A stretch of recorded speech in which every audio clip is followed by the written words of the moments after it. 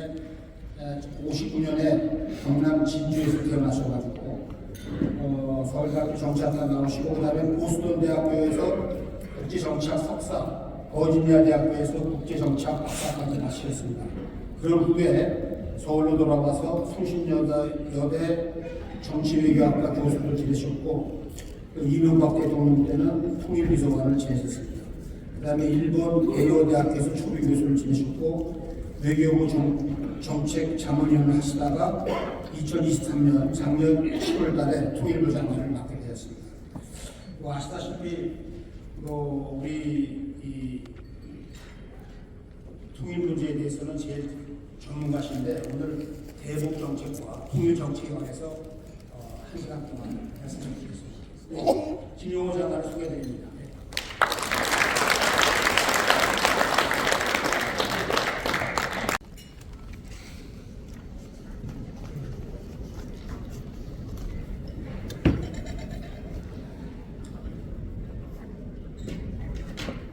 여러분 반갑습니다. 방금 소개받은 통일장관 김용호입니다.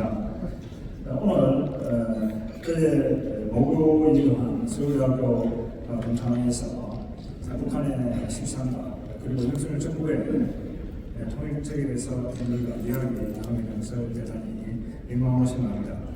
오늘 이 자리를 마련해주신 김종석 총동창회장님 그리고 성기학 상임부회장님 그리고 이희범 명예회장님, 김인규 위원장님과 공유자분들께 진심으로 감사의 말씀을 드립니다.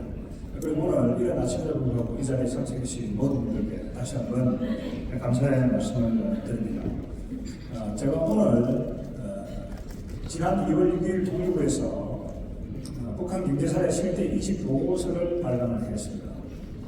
이 보고서는 2000년부터 2020년까지 20년간에 걸쳐서 한국으로 탈북민 6,351명을 통일부가 지난 2013년부터 2020년까지 10년간에 걸쳐서 직접 인터뷰를 했습니다.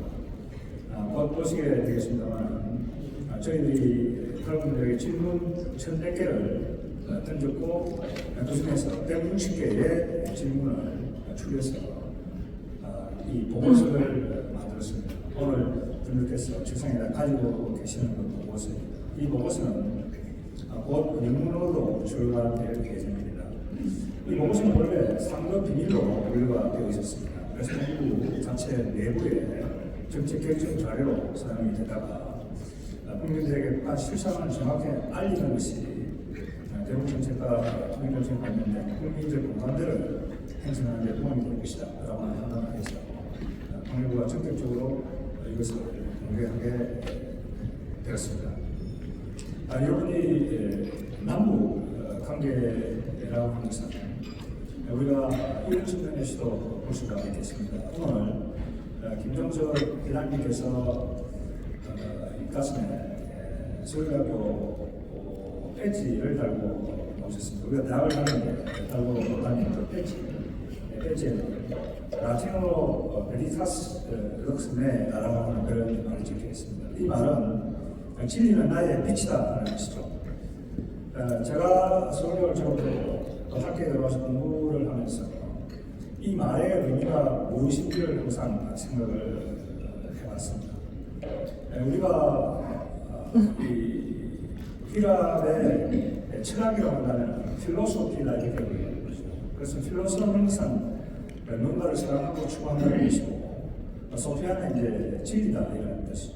서울대학교 베리타스 럭스네라고 하는 것은 이 필로소피라는 의미가 굉장히 많이 내게 닿아있다는 걸 공부하면서 느끼게 됩니다.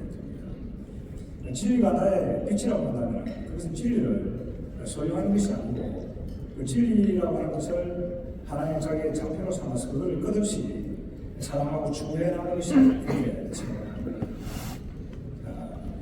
대한민국은 그런 이념에 기초해 있다 이렇게 생각합니다. 그게 자유민주주의의 핵심적인 사상의 기반이다 이렇게 봅니다. 우리 대한민국과 달리 북한에는 조선 노동革명 세력이 진리를 추구하는 것이 아니고 자기 자신들이 진리를 소유하고 있다 이렇게 생각을 하고 있습니다. 그 점이 크다란 차이가 이렇게 생각합니다. 예를 들면 주체 사정하는 것이 이 민족 문제라든지 또 북한 주민의 문제를 해결할 것이다 라는 하나의 후보적인 그런 사상과 이데올로기를 가지고 그 주민들을 억압하고 그런 방향으로 체제가 유지되고 있다고 봅니다. 그래서 제가 볼 때 오늘 이 서울대학교 동창회에서 제가 이 태풍하게 된 것은 이 남북한이라는 것이 군사적인 대결에 처해 있는 것만이 아니고 이 세상을 바라보는 그 진리를 위한 그러한 자세와 이념도 극단적인 차이가 있다 하는 점을 제가 먼저 말씀드리고 싶습니다. 자, 그러면 이 북한에 관한 체제가 도대체 북한 주민들을 어떻게 다루고 있는지, 그리고 북한에서 살았던 그 탈북민들은 북한 사회에 대해서 어떻게 생각하고 있는지 제가 이렇게 가감 없이 이 자료를 통해서 말씀을 드리도록 하겠습니다. 오늘 순서는 여섯 부분으로 나눠서 말씀을 드리도록 하겠습니다. 1부부터 3부에서는 북한 현재 실상에 대해서 인물을 중심으로 말씀을 드리도록 하겠습니다. 그 다음에 이걸 여러분 보시게 되면 북한이 왜 지난해 말부터 초에 급격하게 지금까지의 배남 정책 그리고 대외 정책의 변화를 가하고 있는가 하는 것을 우리가 이해할 수가 있을 것입니다. 그 다음 우리 정부의 정책에 대해서 정리해 말씀을 드리도록 그렇게 하겠습니다. 여러분이 슬라이드를 보시면 6,351명에 대한 자료이고 어떻게 만들어졌는지는 제가 조금 전에 이렇게 설명을 드린 바와 같습니다. 1,100개의 질문을 우리가 20년간 탈북민들을 10년간 1대1로 면접 조사한 그런 내용입니다. 그 구성을 여러분 보시게 되면 82%가 접경 지역입니다. 아무래도 탈북하기가 쉽기 때문에 그 지역에서 오신 분들이 82%, 그 다음에 내부에서 오신 분들이 15%, 평양도 있습니다. 2.7%, 여성이 81%이고 남성이 18%입니다.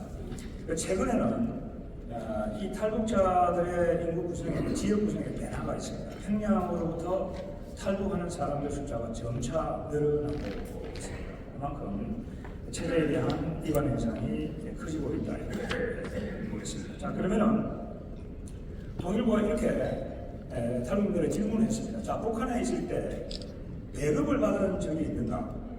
그리고 직장에서 일을 할 때 임금이나 이런 또 배급을 식량으로 받은 적이 있는가? 이렇게 물었을 때 이런 그 그래프를 보시면 72%가 배급을 받은 적이 없다 이렇게 얘기하고 있습니다. 그리고 밑에 보시면은 일을 하고도 임금을 받은 적이 없다가 거의 50%입니다. 그러니까 북한의 가장 중요한 지금 특징적인 현상은 기존에 운영되어 왔던 사회주의 계급제가 완전히 붕괴되었다고 하는 것입니다. 이게 이제 탈북민들이 증언해주는 가장 중요한 특징의 하나입니다. 자, 북한은 해방 이후에 토지를 몰수로 해가지고 농민들에게 나눠주지 않고 집단 농장화를 했습니다. 지금도 그 체제가 유지가 되고 있습니다. 이승만 대통령의 가장 큰 업적 중에 하나가 토지 농지 계획이죠. 그렇게 해서 우리 사회의 이 평등화가 이루어지고 공무적인 전체가 무너지고 산업화의 기반이 마련되었습니다. 그러나 북한은 여전히 아까 말씀드린 조선 노동당이 국가가 이 토지를 좀 더 소유해서 해병농장을 운영하고 있습니다. 자, 그러면 해병농장에서 일을 했을 때 그 소출 생산된 것을 누가 가지고 가는가? 당국이 가져가는 게 50%입니다. 군부대가 21% 가지고 갑니다. 그러면은 정작 일을 한 농장원들에는 몇 퍼센트 주는가? 12%인 겁니다.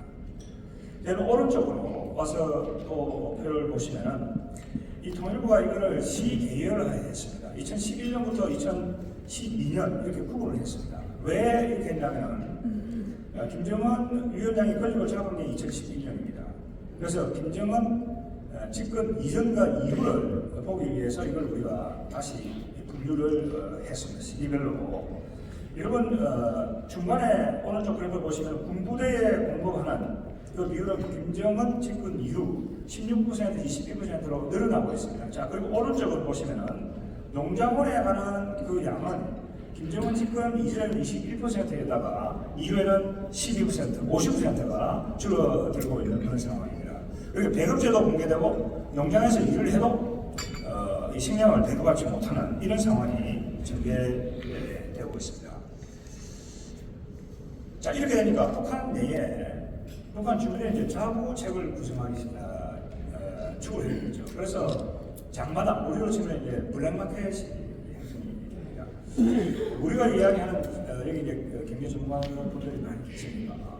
우리가 생각하는 그런 시장 경제는 아닙니다. 그렇지만 아까 말씀드린 배급도 안 되고 농장에 가서 일해도 그걸 받을 수가 없으니까 장마당에서 물건을 사고 팔 때 그 거래하는 하태가 뭔가 이렇게 물었습니다. 그랬더니 중국 돈을 제일 많이 사용합니다. 위안을 제일 많이 사용한다고 하는 것이죠. 여러분 오른쪽 거기 표를 그래프를 만들어 놨습니다. 2011년 이전 김정은 집권 이전에 중간에 보시면 위안화 사용 비율이 12%였습니다. 그러다가 2012년 이후 김정은 집권 이후에는 57%요. 5배 증가를 하고 있습니다. 그러니까 북한 주민들이 북한 돈보다는 외화를 사용하는 그리고 이제 전문적인 용어로 달러라이제이션을 이렇게 부릅니다. 북한 돈보다는 외화를 사용하는 겁니다. 중국 위안화라든지 달러, 유로화 이런 걸 이제 사용하게 됩니다. 장마당에서도 사용을 하고 또 그것을 집에 이제 보관하는 그런 것이죠. 왜 이렇게 여러분 되냐면은 2009년에 여러분 아시다시피 북한에서 이 화폐 개혁을 했습니다. 화폐 개혁을 했는데 북한 주민들이 자기들이 가지고 있던 돈이 전부 다 휴지 조각이 되고 말았습니다. 그러니까 북한 주민들이 2009년 이후부터는 북한 돈을 믿지 못하는 겁니다. 그래서 이제 그때부터는 이 외화를 생각하게 되는 그런 현상이 생기게 됩니다. 그러니까 어떤 사회가 그 나라가 만든 화폐를 불신한다? 그러면 그 사회의 정권과 그 주민들 사이의 괴리감이 얼마나 큰가 하는 것을 우리가 이제 이걸 통해서 확인할 수가 있습니다. 오늘 우리 동창회에 경제계에 계신 분들도 많이 오시고 비즈니스하고 경제학을 하시는 분들이 많습니다. 이 부분은 전문가들이 더 좋은 사례를 봐야 될 부분을 이렇게 생각을 합니다. 예를 들면 아르헨티나처럼 자기 나라 돈을 돈보다는 달러를 많이 사용하지만 은행에 그 돈을 저금하는 나라가 있고 그 다음에 외화를 사용하지만 북한처럼 그걸 전혀 은행에 이렇게 저금하지 않는 그런 나라도 있는 것을 이렇게 경제학자들이 이야기하는 걸 제가 들었습니다. 그래서 그런 것들도 앞으로 통일부가 경제 전문가들과 또 심도 있게 논의해야만 북한이 어떤 변화가 생길지 우리가 알 수 있다고 생각합니다. 계속 말씀드린 대로 북한의 이 국돈이라든지 북한 돈이 이 신뢰를 잃고 있다는 것이죠. 좀 특징적인 게 있습니다. 오른쪽 제일 밑에 보시면 평양에는 여전히 달러를 많이 사용을 합니다. 거기는 이제 외교원이라든지 또 무역 일꾼이라든지 이런 사람들이 오고 가기 때문에 달러 사용 현상이 여기는 많다 이렇게 볼 수 있습니다. 또 통일부가 이렇게 탈북민에게 질문했습니다. 북한에 있을 때 뇌물을 준 적이 있는가? 자, 좌측에 보시면 월 수입의 30% 이상을 수탈당한 적이 있는가? 41%입니다, 여러분. 그러니까 이 뇌물이 구조화되어 있습니다. 오른쪽에 여러분 그 그래프를 보시면은 54%이죠. 그래서 김정은 집권 이후에 뇌물 공유를 한 경험을 가지고 있는 북한 주민의 숫자가 2배로 늘어나고 있습니다. 굉장히 이제 부패한 그런 사회다라고 하는 것을 여기서 알 수가 있습니다. 여기 보시면은 좌측에 뇌물이 상행하니까 간부청중에서 부자가 된 사람이 많아졌는가 그랬더니 77.5%가 그렇다 이렇게 이야기하고 있습니다. 오른쪽 보시면 붉은 그래프 2000년에 62%에다가 77.5%로 그 비율도 점차 높아지고 있다는 걸 알 수가 있습니다. 그러니까 조선 노동당이 진리를 독점해가지고 북한 주민들을 잘 먹여 살릴 것이다 라고 이야기하지만 정작 그 당 고위 간부들이 호의호식하는 그런 상황이 이제 벌어지고 있다 이렇게 볼 수 있겠습니다. 자, 이 질문도 조금 전에 그 질문에 답변을 입증해주는 그런 내용이 되겠습니다. 북한 탈북민들이 이렇게 물었습니다. 돈이 좋은가? 권력이 좋은가? 당연히 권력이 좋다는 겁니다. 왜? 권력이 있으면 돈을 뺏을 수가 있으니까, 그죠? 이게 이제 탈북민들의 인식입니다. 단물, 수탈, 뇌물에 생각하니까 돈보다는 권력이 더 좋다. 그죠? 굉장히 지배체제, 지배 세력에 대한 냉소적인 인식이 여기서 퍼지고 있다는 걸 확인할 수가 있습니다. 자, 그러면 돈을 언제 주는가? 여기 보시면 처벌을 완화받을 때 무슨 일을 저질러서 처벌을 받게 되면 돈을 주고 그 문제를 해결한다든지 장마당에서 장사를 하는 허가를 받을 때 예를 들면 기업소, 공장에 있는 차를 빌려서 장사를 하고 싶을 때 그때 이제 뇌물을 서로 주고 받는다고 하는 얘기죠. 직장 배치, 성직, 군대에 가기 싫을 때 뭐 이런 여러 가지 이런 방식으로 뇌물을 제공한다는 얘기죠. 그 비율도 점차 높아져 가고 있습니다. 여러분 그 붉은 걸 보시면은 2000년에 이 8.5%에다가 최근에 와서는 33%입니다. 그 비율도 4배 정도 증가하고 있는 그런 상황을 볼 수 있습니다. 당연히 빈부 격차도 심해지고 있습니다. 평양 지방의 격차는 이루말 수가 없습니다. 북한은 평양 중앙 사회다 이렇게 보시면 되겠습니다. 평양에 있는 200만, 300만을 먹여 살리면서 체제를 유지하는 그러한 시스템이다 하는 것이 이번 이 자료를 통해서 확인이 되고 있습니다. 빈부가 굉장히 심해지죠. 이 인터뷰 결과는 김정은의 발언을 통해서 최근에 확인이 되고 있습니다. 김정은이 최근 열린 확대 정치국 회의에서 이런 이야기를 했습니다. 지방에 생필품조차 조달되지 못한다.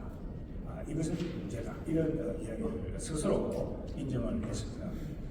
거주, 의료, 보건, 식량사정 모든 면에서 지방과 평양의 차이가 큽니다. 그래서 급기야 김정은이 정치국 회의를 해가지고 20성씩 그러니까 앞으로 10년간 매년 20개의 공장을 지방에 짓는다. 그래서 20성씩 지방개발 정책을 내놓았습니다. 그건 이제 북한 주민에 대한 또 다른 희망 포문에 불과하다. 이렇게 우리가 봐야 됩니다. 좌측에 보시는 것처럼 이게 권력하고 격차가 해가지고 돈주들이 이제 등장하게 변해가는 거죠. 그래서 격차가 심화된다면 그 인식이 거의 100%, 93%가 이렇게 되겠습니다. 자, 그럼 북한에서는 뭘 가르치는 거냐면요. 뭘 배우느냐? 그게 물었더니 전부 다 배운 게 그냥 김일성, 김정일 혁명 역사를 배웠다. 95%입니다.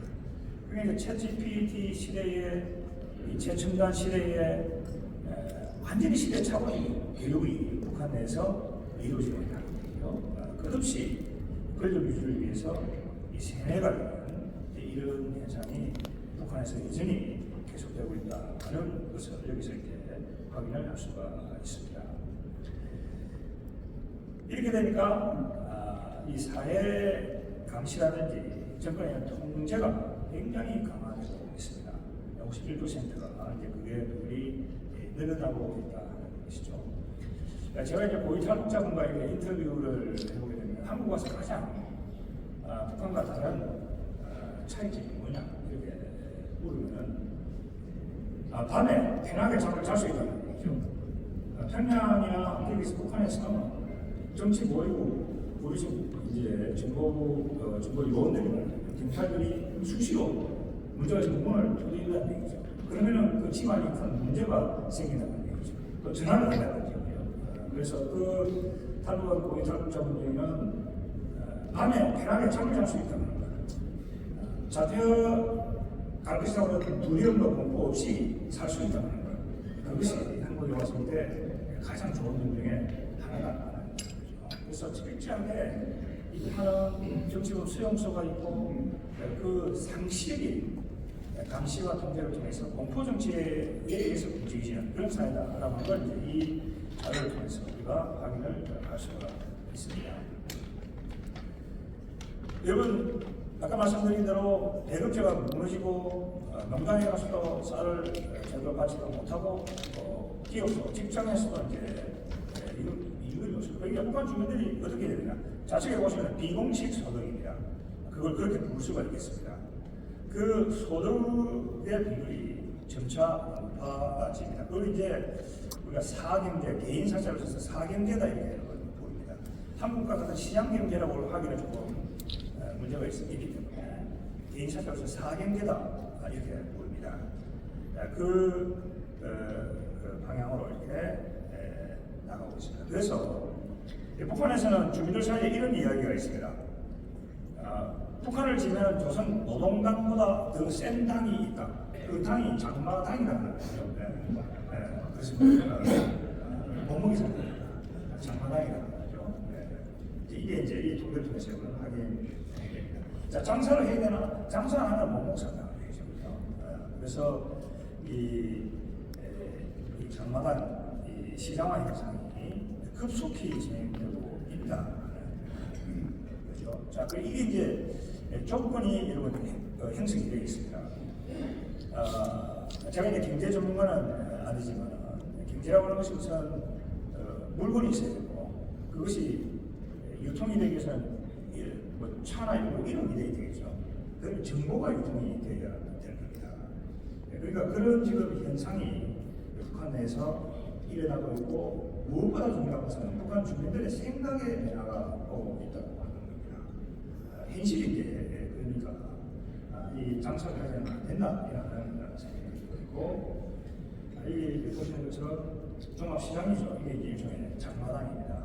장마당이고 주민들이 텃밭이나 소토지를 경제로 해서 먹고 살고 나머지는 장마당에서 이거 파는 그런 상황이죠. 그리고 보시는 것처럼 김정은 집권 2011년 그다음에 2012년 이후는 또 상당히 차이가 있습니다. 퍼센트 계속 올라가고 있죠. 시장화 현상이 지금 가속화되고 있습니다. 그러니까 북한은 이렇게 보셔야 되겠습니다. 권력의 힘과 시장의 힘이 팽팽한 긴장관계를 이루고 있다. 이렇게 봐야 됩니다. 과연 권력이 시장을 이길 것인가? 여러분이 중국도 중국 공산당이 중국의 어떤 민간 기업에 대해서 규제를 강화를 하고 있죠. 그것 역시 이 권력과 시장의 긴장관계를 보여주는 것이다 이렇게 봐야 되겠습니다. 북한도 앞으로 이 시장에서 진행된다고 한다면 북한 정권이 시장을 규제하고 놓을 가능성이 굉장히 높습니다. 자, 규제를 하고 놓았을 때 과연 그 문제가 해결이 될 것인가 하는 것이죠. 그게 이제 우리가 앞으로 관심을 가지고 봐야 될 부분입니다. 자, 북한의 병원 진료와 관련된 것도 우리가 질문을 했습니다. 보건 문제죠. 보건 의료 문제입니다. 무상 치료가 된다고 하지만은 그거는 자세히 보시는 것은 현실과 완전히 다릅니다. 자, 병원에 가도 약이 없습니다. 그럼 오른쪽에 보시면 약은 어디서 구하는가? 시장에 가야 됩니다. 장마당에 가서 그 약을 구하지 않으면 안 되는 그런 상황입니다. 그래서 이제 이 부분이 우리가 관심을 가져야 될 부분입니다. 그래서 인도주의적인 지원이 적어도 보건 의료 분야에서는 이루어져야 되지 않겠는가 하는 것이 국제사회의 여론이기도 합니다. 코로나 3년 기간 중에 국제보건기구가 내놓고 있는 공식의 데이터를 보면 북한 어린이들이 예방접종을 받지 못했습니다. 대단히 심각한 상황입니다.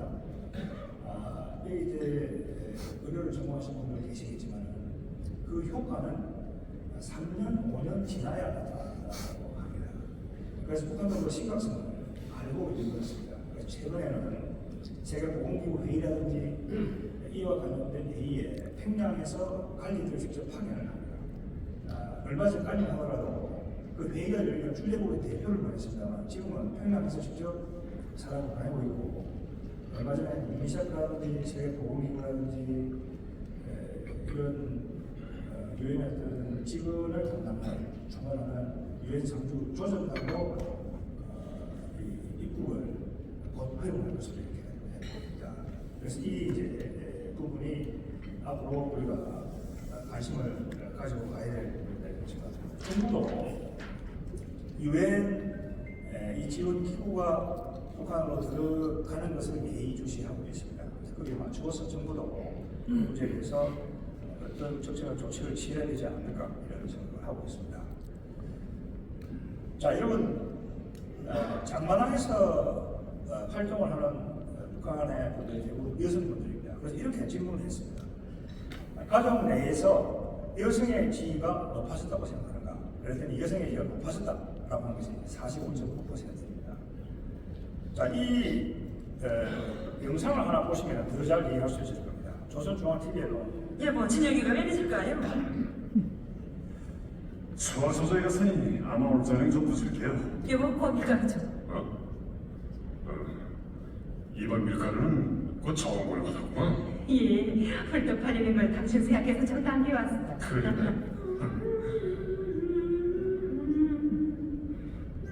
여보, 네. 당신 말이요.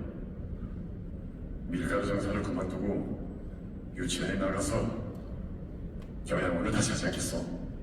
뭐라고요? 장사 안 하고 살 수 있어요? 당신 굶어 죽겠어? 뭐예요? 저 그렇다면 당신이 좀 보러다 먹이고. 내가 장마당에서 하루 종일 앉아 고생하는 거, 아이고 뭐 하고 싶어서 하는 줄 알아요? 어린이다 죽겠어.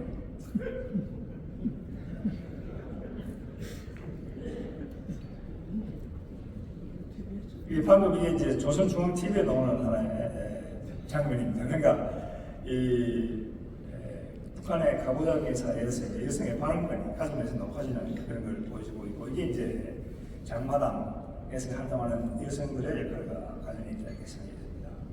자, 북한 내부에서 여러 가지 변화가 이제 일어나고 있습니다. 제가 지금 보여드리는 것도 우리가 이걸 또 분석을 해보면, 자, 북한을 물었습니다. 개인주의 성향이 굉장히 증가하고 있습니다. 자, 정권을 위해서 희생하는 것보다 내 개인이 중요하다. 중요한 변화입니다. 이게 53%입니다.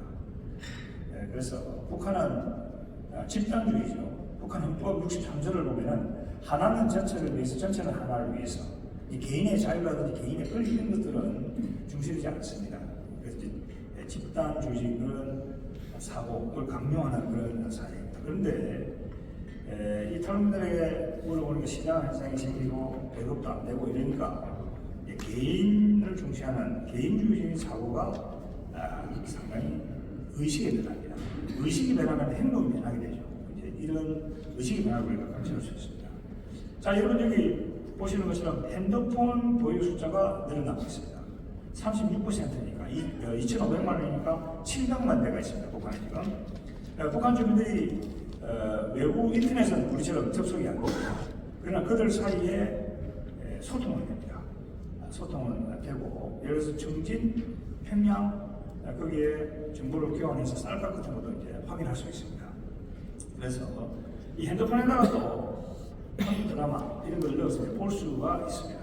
그게 이제 북한의 일종의 정보화 현상이 이제 생기고 있다는 거죠. 여기 보시면 CD, DVD 이런 것들도 보유를 하고 있습니다. 이런 걸 통해서 이제 여러 정보에 접할 수 있는 그런 현상이 진행되고 있습니다. 김정은 집권 이후에 아주 급속하게 늘어나고 있습니다. 자, 여기 보시게 되면 외부 영상물을 만든 한국 드라마나 중국 드라마를 본 적이 있는가? 83%입니다. 이 질문을 이렇게 물었습니다. 당신이 탈북하기 1년 전 드라마를 본 적이 있는가? 그게 83%, 거의 100%라고 보시면 됩니다. 그러니까 북한에는 한국 드라마를 안 본 사람은 있어도 한 번 본 사람은 없다. 그러니까 대단히 중독성이 강합니다. 제가 이제 이 토크 콘서트를 할 때 탈북 청년들과 같이 이렇게 이야기를 합니다. 그랬더니 한 탈북 청년은 북한에서 뭘 받느냐고 했더니 천국의 계단을 받았다고 합니다. 천국의 계단. 그런데 그 탈북 청년이 한국에 와서 제일 먼저 한 게 뭐냐면은 천국의 계단 6편부터 봤다고 합니다.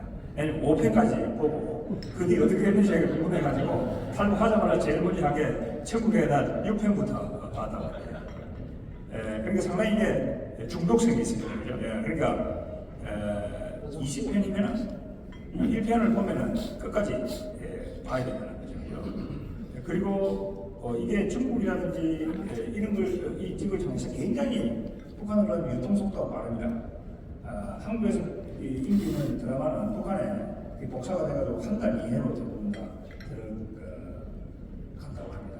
대학생들, 그 청년들, 북한 주민들 감동역에 보고 있습니다.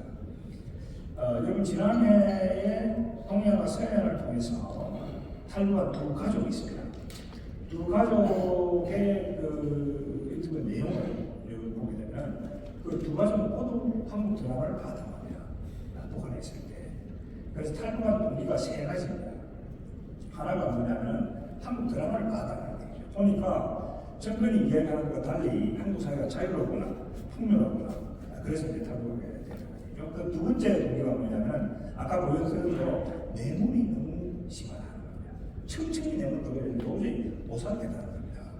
그럼 세 번째가 뭐냐면 자녀들의 미래입니다. 자녀들의 미래와 자녀의 교육을 생각해서 북한의 생각이 있었다. 그래서 두 가족이 이 목숨을 걸고 탈북했습니다. 그 가장 큰 이유 중에 하나가 이 영상을 시청했다고 하는 거죠. 이게 이제 북한 주민들에게 이 요즘을 유입하는 것이 대단히 중요하다 이렇게 생각이 됩니다. 여러분 계속 보시면 외국에 대한 관심도 높아지고 있습니다. 67%입니다. 북한만 아닌 다른 사회가 있는가? 북한과 다른 대안이 있는가? 아니 이런 것들에 대해서 관심을 갖고 또 조사를 해보면은 외국을 다녀온 사람과 이야기를 해보고 싶은가? 그것도 수치가 굉장히 높습니다. 외국에 대한 관심이 계속 높아지고 있다는 걸 알 수가 있습니다. 단속을 해도 여러분 보시는 것처럼 외국 영상물에 대한 관심은 2000년에 37%에서 한 2배 이상 꾸준히 증가하고 있습니다. 자, 그 다음에 이 탈북민들을 통해서 조사를 해보면 이게 이제 사실상 북한 사회에 대한 첫 번째 이론조사다 이렇게 보시면 되겠습니다. 김정은 리더십에 대해서 부정적인 평가가 59%입니다. 그 다음에 김정은 집권 이후에 북한 주민들의 인식이 굉장히 나빠졌다. 61%. 경제 상황도 나빠졌다. 58%. 강성대국을 달성한다고 했는데 성공했다고 한 아니다. 58%입니다. 그러니까 상당히 부정적인 평가가 늘어나고 있고 김정은 집권기에 북한에서 오래 산 사람일수록 김정은에 대한 부정적인 인식이 높습니다. 그게 이제 특징이라고 말씀드리고 그다음 김정은이 권력을 세습받은 것에 대해서 어떻게 생각하는가? 그렇지 않다. 부정적으로 보는 것이 56%입니다. 그다음에 차가운 시선을 보내고 있고 자 그러면은 백두 혈통에 의해서 권력이 세습되는 것에 대해서는 어떻게 생각하는가?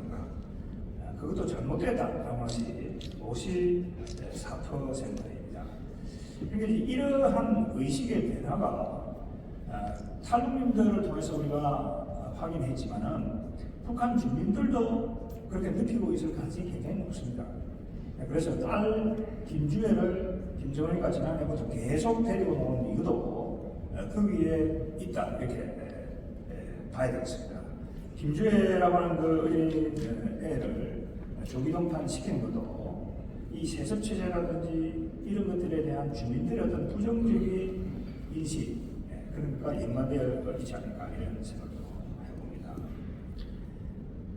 자 여기 수치에서 보시는 것처럼 이 사정이 어려워지고 그럼에도 불구하고 핵과 미사일에 많은 돈을 지출하고 있습니다. 그러니까 자원이 외국 배분되고 있습니다. 그러니까 경제가 나빠질 수밖에 없습니다. 이 한국은행 통계입니다. 2017년부터 계속 마이너스 성장을 기록하고 있다.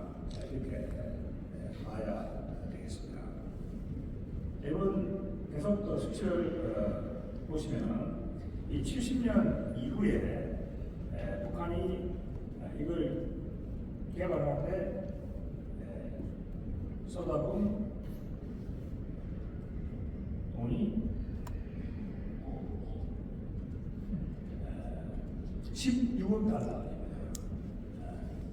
그리고 이 16억 달러는 북한 주민 전체가 두 번, 세 번 백신을 접종받을 수 있는 비용이고, 그 밑에 보시면 4년치 10년을 해소할 수 있는 그런 비용이 되겠습니다. 그러니까 자원을 외국 분배해서 핵미사일 개발에 체제주의에 의해서 나가니까 만성적인 식량난, 경제난이 계속되고 있다, 이렇게 봐야 됩니다. 그 인도 출신의 노벨 경제학상을 받은 아마티르 센이라고 하는 학자는 이런 결론을 내놨습니다. 자유가 있는 사회에는 기근이 없다. 굶어 죽지 않는다고 하는 얘기죠. 왜? 그 정부가 자원을 매국해서 핵과 미사일 개발에 쏟아붓는다고 하면 주민들이 자유가 있기 때문에 그 정책에 대해서 반대를 할 거라는 얘기죠. 그리고 그 정책을 바꿀 수밖에 없다고 하는 겁니다. 그러나 북한은 자유가 없다고 하는 얘기죠. 자유가 없으니까 북한 주민들이 거기에 반발을 할 수가 없는 겁니다. 그리고 계속해서 자원을 외국 분배하고 있다는 얘기죠.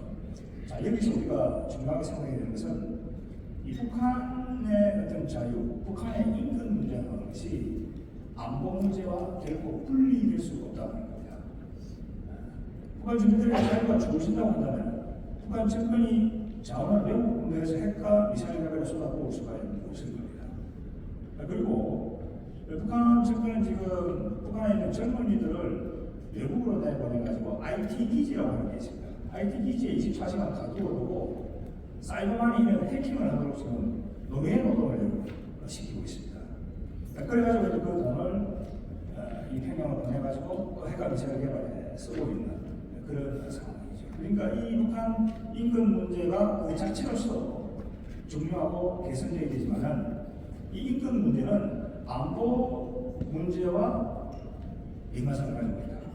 이런 측면에서 우리가 이제 이 문제를 봐야 된다. 그런 말씀을 꼭 드리고 싶습니다.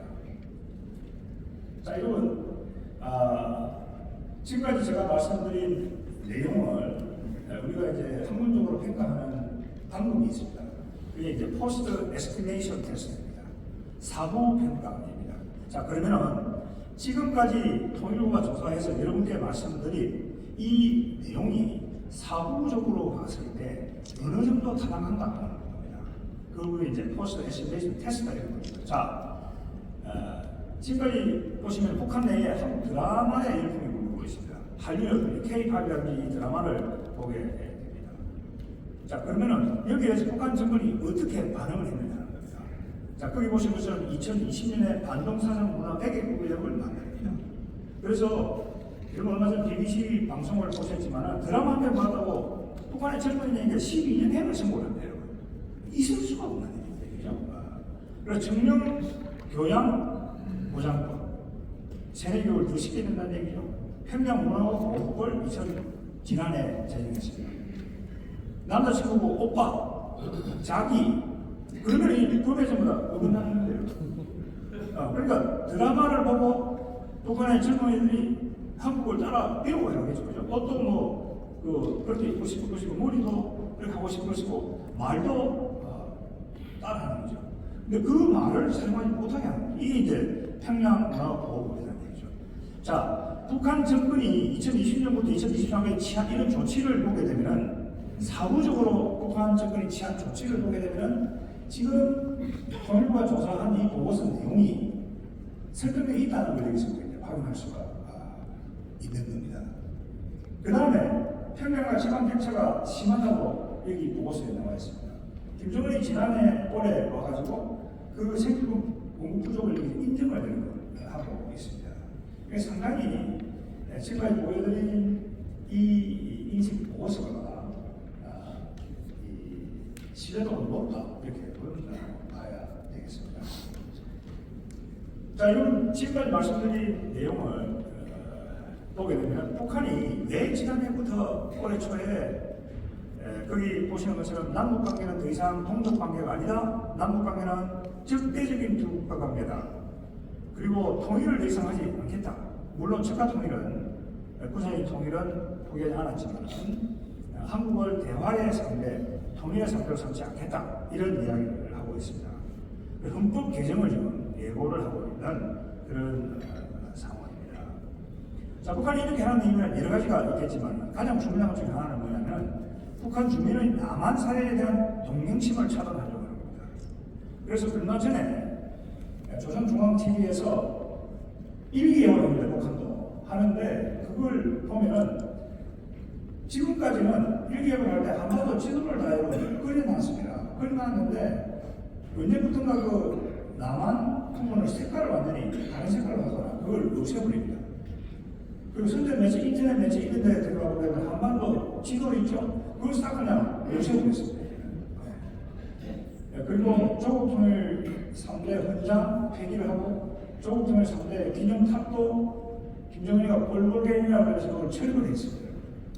철거를 했고 북한을 처음에 방문한 외교관들 얘기를 들어보면 지방 곳곳에도 통일이라고 하는 그 적격이 있던 그런 이 비석이나 이런 전부 다 없앴다고 합니다.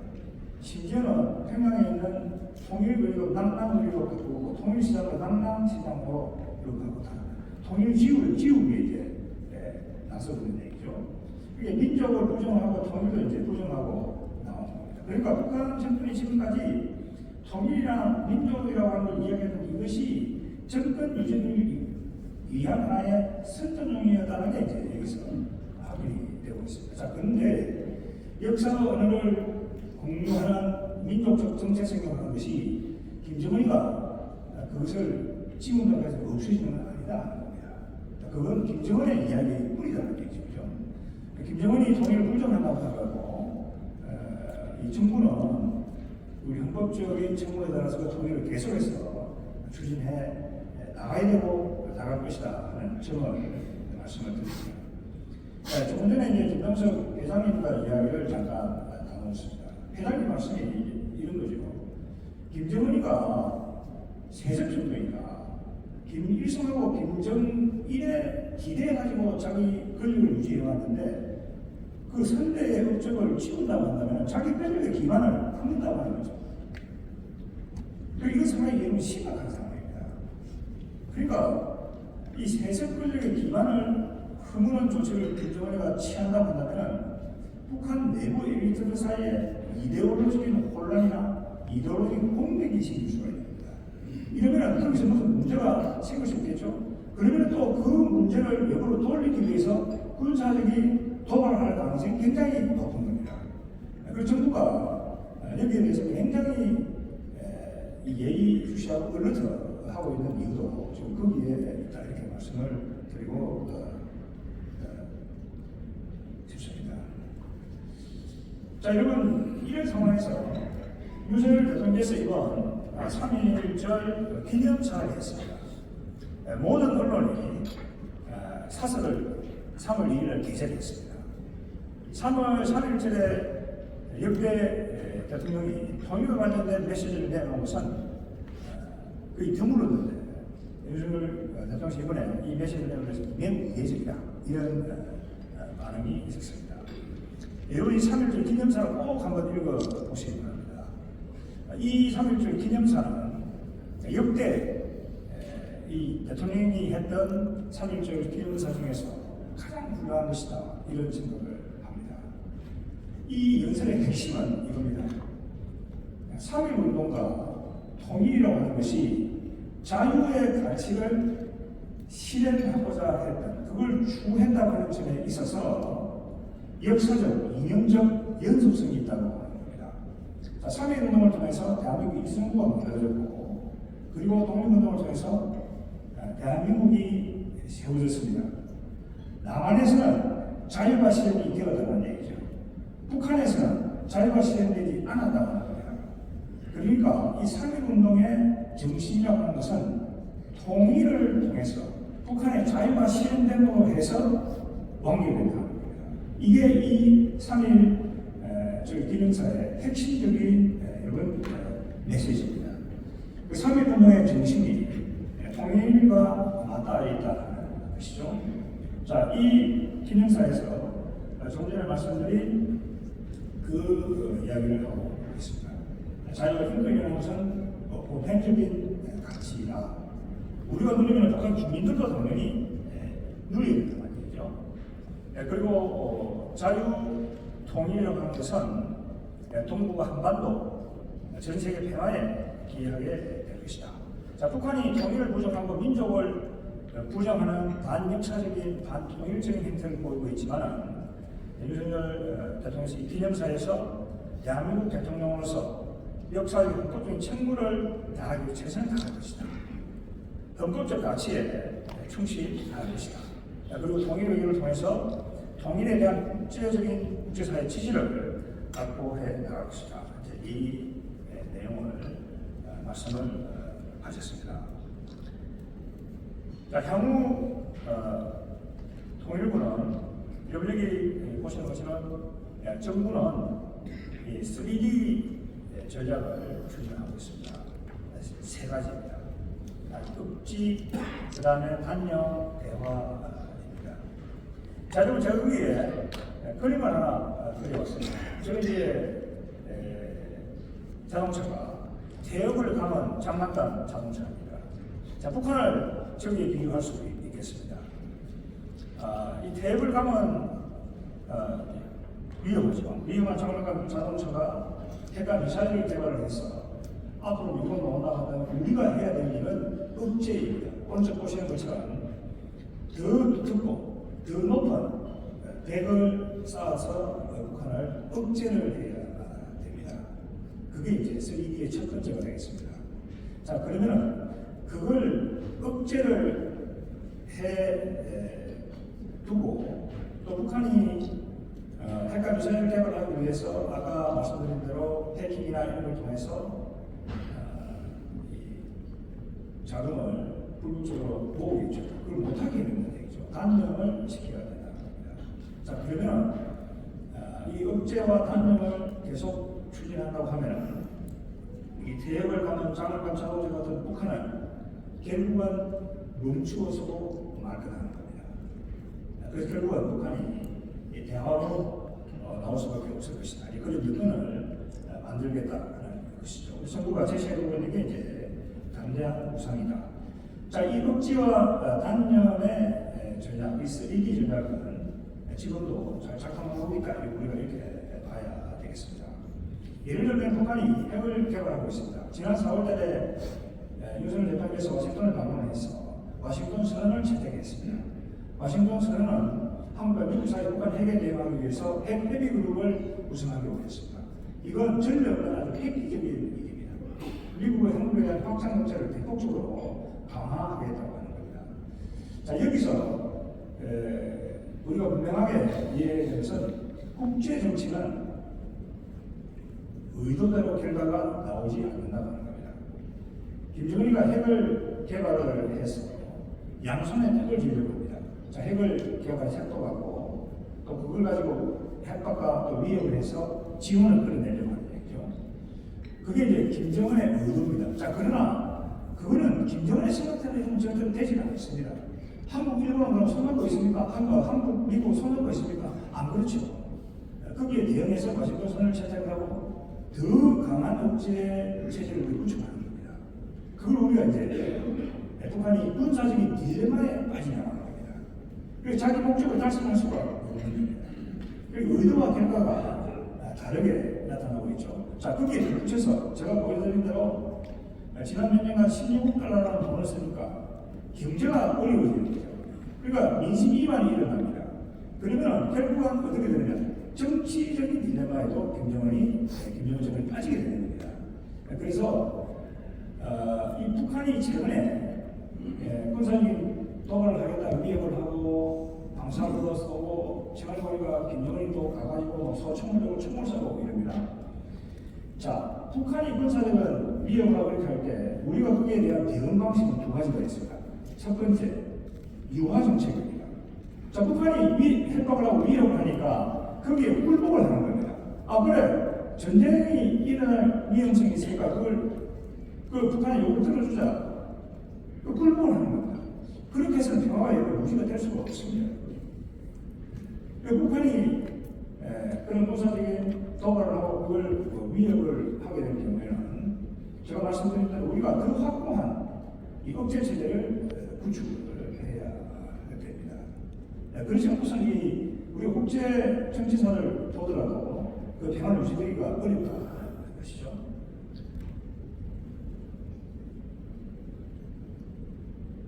여러분 여기 보시면 북한 인권을 개선하기 중요하다 이런 생각을 합니다. 그래서 통일부가 올해 예산을 확보했습니다. 국립북한 인권센터를 토지를 강서구에 확보했습니다.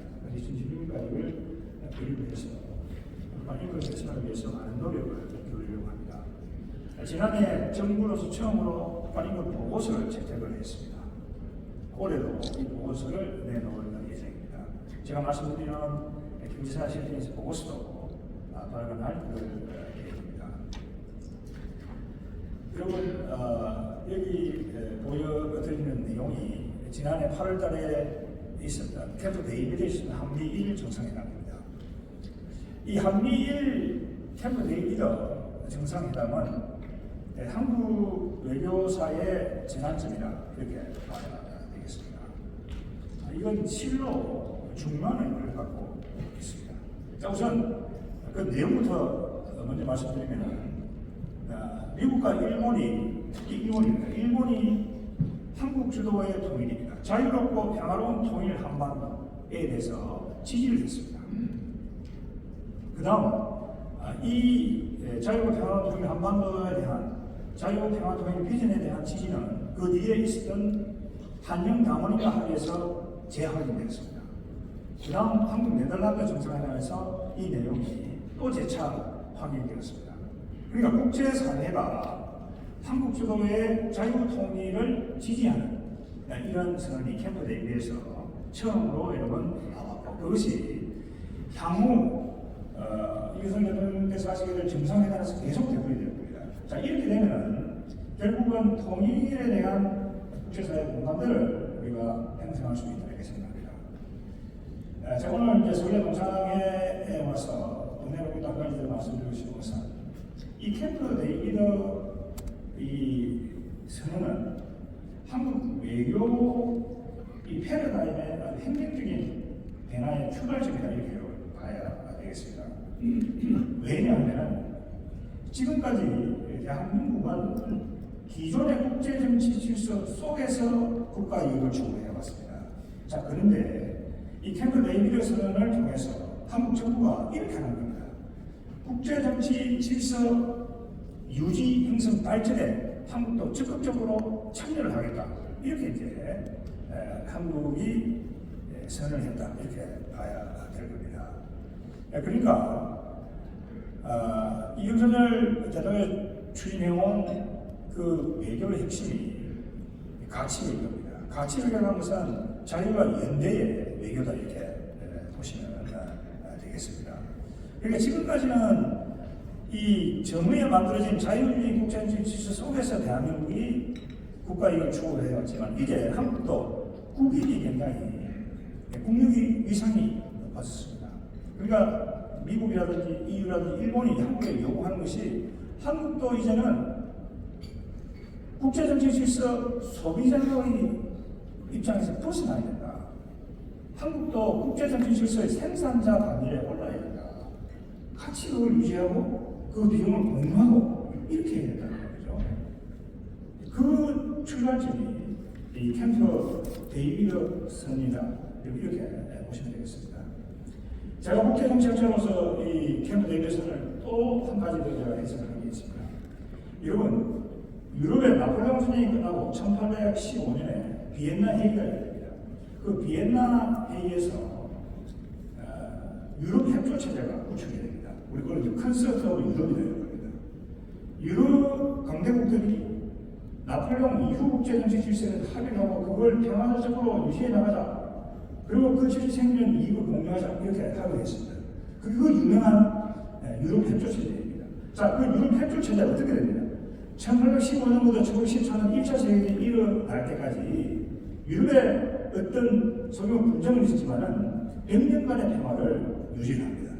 그렇게 해서 유럽이 전 세계를 장악하는 그 기반이 그때는 만들어지게 됩니다. 이 동북아 지역은 1950년 6.25 전쟁 이후에 1951년 미일 동맹, 그 다음에 1953년 한미 동맹, 그 이후에 미국 호주 동맹 이런 걸 통해 가지고 불안정한 70년 평화가 유지되고 있습니다. 이 캠프 데이비드 선언은 지금까지 유지해온 70년 평화를 100년의 평화로 한국, 미국, 일본 이런 자유주의 국가들이 힘을 합쳐서 유지해 가자는 겁니다. 이거에 바로 획기적인 선언이다 이렇게 봐야 됩니다. 이 캠프 데이비드 선언을 두고 일부에서 이렇게 얘기합니다. 중국을 적대적으로 배제하는 것 아니다. 중국도 전후 자유주의적인 질서에 들어와가지고 혜택을 받았습니다. 그러니까 중국을 배제하겠다고 하는 게 중국도 그 규범과 질서를 지키라고 하는 겁니다. 지키면은 이 자유주의 국가들이 중국을 배제하지 않는다는 것이죠. 그 의미를 여기 이제 분명하게 하고 있습니다. 그러니까 이 한국의 이 외교적인 위상이라고 하는 것이 굉장히 높아지고 있고, 자 그렇게 본다고 한다면 새로운 시대의 새로운 사고를 가진 지도자가 필요하고 또 이런 주도층, 어떤 리더들이 필요하다는 점을 이제 말씀을 드리고 싶습니다. 오늘 여기에 현재에 계신 분들이 많이 나와 계시지만 이건 북한을 보게 되면 북한이 저게 언제까지 지탱이 되겠습니까? 군사력이라고 하는 것은 경제력에 의해서 뒷받침되지 않으면 지속 가능하지가 않습니다. 그러니까 소련이 이 동작에 되는 것도 미국과 소련 사이에 군비 균형을 했는데 소련은 경제가 지탱을 해주지 못하는 겁니다. 경제가 활력이 없는 겁니다. 그래서 결국은 그 미소 그 경쟁에서 소련이 결국은 패배할 수 있는 그런 상황이 되는 거죠. 북한도 GDP 대비로 저게 30% 이상을 지원 국방비에 쓰는 겁니다. 저게 지속 가능하겠습니까, 여러분? 군사력이 발전하려고 한다면 이 경제력에서 뒷받침이 되어야 됩니다. 그러니까 우리는 이 국방비를 GDP 대비 2.8%였습니다. 미국이 한 3.5%였습니다. 그런데 우리는 한국과 미국은 이게 이 매니지 할 수 있는 겁니다. 그러나 북한은 완전히 저를 치고 하게 될 경우에는 저의 장기적으로 유지되기가 어렵다는 겁니다. 그래서 이렇게 보면은 한국의 기업을 운영하시는 분들이 이 경제적인 측면에서만 기여를 하고 있는 것이 아니고 제가 말씀드린 대로 한 나라의 경제력이라는 것이 군사력을 뒷받침하는 데 도움이 된다고 한다면 그 기업가의 활동이라고 하는 것은 단순히 경제적인 측면에 머무는 게 아니고 이것은 국가 안보적인 차원에서 대단히 중요한 의미를 갖고 있다 하는 점을 제가 말씀을 드리고 싶은 겁니다. 그러니까 남북의 이 체제의 경쟁이라고 하는 것은 북한이 절대 이길 수 없는 그런 상황이라는 얘기죠. 그래서 북한이 더 이상 우리는 남한을 상대는 안 한다. 적대적인 두 국가입니다. 따로 살자 이렇게 이야기를 하는 일꾼이 있다는 겁니다. 자 그러나 그건 북한 뜻대로 안 될 겁니다. 1917년 초반에 최대경에서 뒤처진 동독이 똑같이 했습니다. 두 개의 국가, 두 개의 민족이 이렇게 이야기했습니다. 자 그러나 결과는 서독 중심의 자유통일로 끝났다 하는 점을 이제 말씀드리고 있습니다. 이른이 북한 이탈 주민들이 우리 사회에 지금 3만 4천 명이 들어와 있습니다. 그래서 통일부가 지난해 탈북민 일자리 박람회를 개최했습니다. 북한 탈북민들이 우리 사회에 들어와서 잘 정착하고 있다니 중요하죠. 그래서 우리 기업들이 탈북민에 대해서 조금 더 애정어린 시선을 갖고 봐주시면 고맙겠다 이런 말씀을 드리고 있습니다. 그래서 정부가 북한 이탈 주민의 날을 제정을 해서 7월 14일로 지금 정해지가 있습니다. 그래서 그 날을 제정 기념할 예정으로 그렇게 있습니다. 여러분 이 34,000명의 탈북민이 한국에 들어와 있습니다만은 이 34,000명이 여기에 들어오기 위해서 그 2배 정도가 희생이 되었다 이렇게 봐야 됩니다. 동서북에 보면은 열린 장벽이 있었습니다. 그 동북에서 서독으로 넘어가다가 정말 많구나, 그죠? 많은 그 동족이 희생이 됐습니다. 그건 텔레비전 카메라에 찍히고 사진에 찍혀서 우리가 그 기록을 알고 있습니다. 그러나 압록강이나 두만강을 건너다가 또 이 중국을 거쳐서 동남아로 들어오다가 희생된 그 탈북을 추구했던 그 탈북민이 얼마나 많이 희생이 됐겠습니까? 또 탈북했다고 해서 북한 내부에서 북한 정권이 그 주민들에 대해서 남아있는 가족에 대해서 얼마나 또 여러분 탄압을 했겠습니까? 이렇게 보면은 34,000명이 여기 들어와 있지만은 그 희생은 그보다 훨씬 더 크다고 하는 거죠. 탈북 이탈 주민의 날에 정부가 그 희생을 기리는 그런 기념물도 제작을 해서 북한 주민의 어떤 이권 상황이 얼마나 배려가는 것을 우리 알릴 계획이다 이런 말씀을 드리고 싶습니다. 제가 이렇게 결론적으로 말씀드리고 싶은 것은 이런 겁니다. 북한 주민들 탈북민들에 대해서 인식조사를 해보게 되면 북한이 내부로부터 밑으로부터 점진적으로 변화하고 있다는 우리가 확인할 수 있습니다. 그렇기 때문에 우리가 지금까지 우리가 추진해왔던 이 대북 정책 그리고 국제사회와 우리 공동해온 이 통일정책, 대북 정책 이런 것들이 타당했다는 얘기죠. 우리가 추진하는 이 정책에 대해서 확신을 갖는 것이 중요하다는 그런 생각을 합니다. 자유가 없는 북한은 자유가 있는 대한민국을 절대로 이길 수가 없다고 하는 겁니다. 그 자유가 모든 창의성의 기반이고 국민적인 통합의 바탕이 된다고 하는 것이죠. 처음에 제가 말씀드렸던 것처럼 북한 조선노동당이 아무리 지리를 독점하고 있다고 이렇게 이야기하지만 그것은 우리 인류의 경험을 반동하더라도 절대적으로 장기 지속될 수 없는 그런 체제라는 점을 여기 다시 한번 말씀드리면서 잠시만 김치해 다시 한번 감사합니다.